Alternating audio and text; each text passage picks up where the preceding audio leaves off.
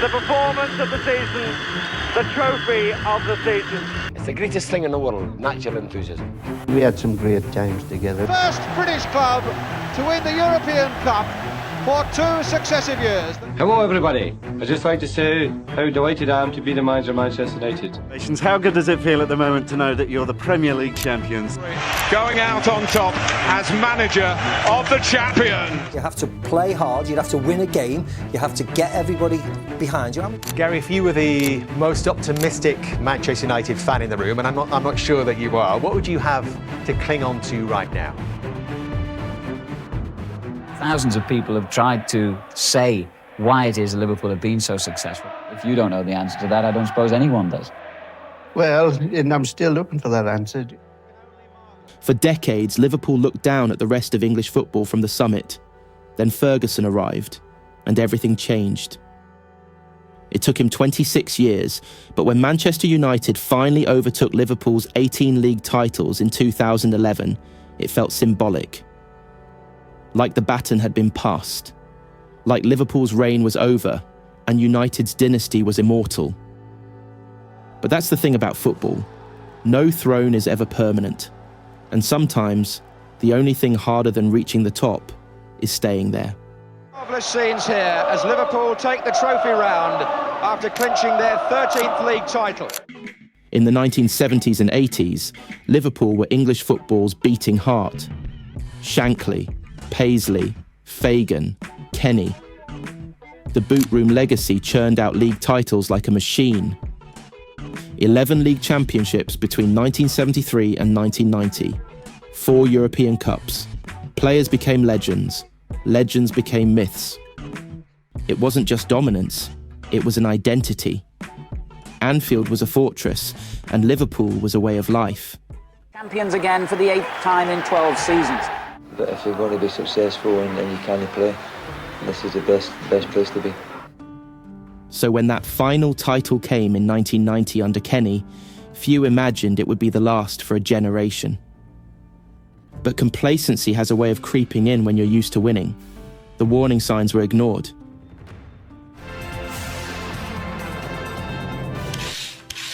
The Premier League was born in 1992, ushering in a new era of big money, global reach, and commercial arms races.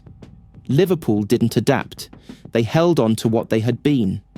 And for a while, that felt enough. But football doesn't wait. Alex Ferguson on a crusade to try and bring the championship here. Manchester United didn't just adapt, they evolved. Under Ferguson, they were ruthless. Rebuilding squads, shifting tactics, absorbing pressure. They understood the new landscape. And most importantly, they moved with it. By the late 90s, it wasn't just a rivalry, it was a reversal. Liverpool, meanwhile, became a museum, a club with a rich history, but little direction. The Spice Boys era was glitz without grit. The managerial appointments were short-term ideas without long-term identity. Souness, Evans, Rafa Benitez, each brought hope, some even brought trophies, but none brought consistency. None restored Liverpool to the level they once dominated. And in 2007, the arrival of Tom Hicks and George Gillett made things worse. Their leveraged takeover buried the club in debt. The squad weakened. Infighting at the boardroom spilled into the press. Rafa was left isolated. Fernando Torres and Steven Gerrard couldn't carry the team forever. By the time Roy Hodgson arrived in 2010, the club had completely lost its way. The football was dire. The ambition was gone. They had become what they never imagined, a club clinging to past glories, hoping history alone could carry them forward. Hello everybody, I'd just like to say how delighted I am to be the manager of Manchester United. While Liverpool wandered through the wilderness, Manchester United soared. The treble in 1999, the dominance of the 2000s, the Rooney-Ronaldo-Tevez era. Ferguson built and rebuilt year after year. And when United claimed their 19th title in 2011, surpassing Liverpool's 18, it was more than symbolic. Fergie had done what he set out to do. He'd knocked Liverpool off their perch. But in doing so, United made the same mistake Liverpool had made 2 decades earlier. They assumed the dynasty would last forever. Yes, the breaking news. Manchester United have said that Sir Alex Ferguson has retired. They say thank you, Sir Alex. When Ferguson stepped down in 2013, United weren't just losing a manager, they were losing the system, the identity, the structure.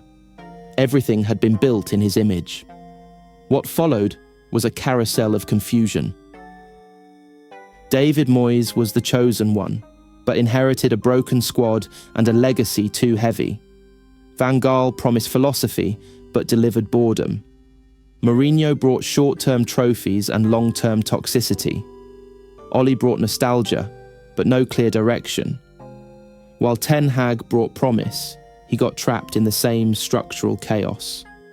Now there's another new manager, another hope. But where does it go from here? The Glazers, like Hicks and Gillett before them, saw the club as an asset, a brand, something to extract from, not to build. Transfers were erratic, decisions lacked vision. Manchester United became what Liverpool had been in the 90s, a great institution, unable to remember what made them great. When FSG took over Liverpool in 2010, they weren't perfect, but they were serious. They brought stability, a long-term sporting model, analytics, recruitment teams, infrastructure. Mistakes were made along the way, but a foundation was being laid. I'm the normal one. Then came Jürgen Klopp, and with him, a revolution. He didn't just bring tactics, he brought identity, passion, unity. He made Liverpool feel like Liverpool again. Heavy metal football, relentless pressing, faith in youth, smart signings like Salah, Van Dijk and Alisson, and crucially, a connection with the fans that hadn't been felt in decades. In 2018, they reached the Champions League final. In 2019, they won it. In 2020, the drought ended. The 3-decade-long wait was over.